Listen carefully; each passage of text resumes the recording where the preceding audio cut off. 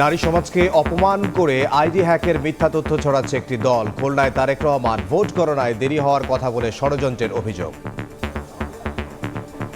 একটি রাজনৈতিক দলের একজন সিনিয়র নেতা জনগণের সামনে নির্বাচনের আগে এইভাবে মিথ্যা কথা বলছে, দলটি পর্যন্ত মিথ্যা কথা বলছে তাদের আইডি বলে হ্যাক হয়ে গেছিল, অথচ আইডি হ্যাক হয়নি তাদের। তাবৎ পৃথিবীর নারী সমাজকে কিভাবে অপমান করা হলো।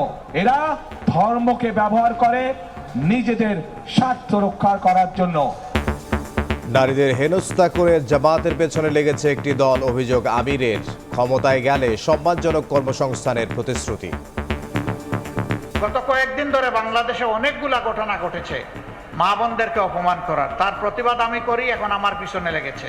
সামনা থেকে মোকাবেলা করার সাহস নাই, পিছন থেকে এখন আমার পিছনে লেগেছে। যখন দেখে চতুর্দিকে অন্ধকার, দিশাহারা হয়ে যায়, কি করবে কি বলবে হিসাব খুঁজে পায় না।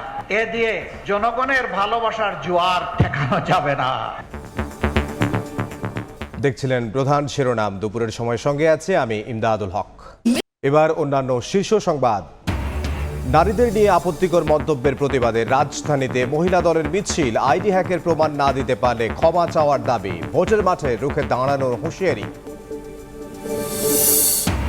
বিরামহীন গণসংযোগে প্রার্থীরা দেশে সুশাসন ও ন্যায় বিচার প্রতিষ্ঠা করতে চায় বিএনপি। 11 দলীয় ঐক্যের গণজোয়ার দেখে অপপ্রচার চালাচ্ছে একটি দল, অভিযোগ জামাতের। নির্বাচন ঘিরে সক্রিয় ইইউ, সারা দেশে পর্যবেক্ষক নিয়োগ। জনগণ ও নির্বাচন সংশ্লিষ্টরা সচেতন থাকলে ভোট প্রভাবিত করার সুযোগ নেই, মত বিশ্লেষকের।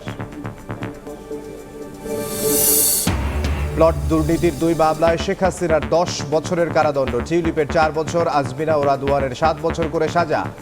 জমির বরাদ্দ বাতিলের আদেশ আদালতের। এবং অ্যাপস্ট্রেইন কেলেঙ্কারিতে বিশ্বজুড়ে তোলপাড়। প্রতিদিনই যুক্ত হচ্ছে নতুন নতুন নাম। প্রকাশিত নথিতে বিশ্ব নেতা ও ধনকুবেররা। বিতর্কের মুখে ক্লিন্টন দম্পতি।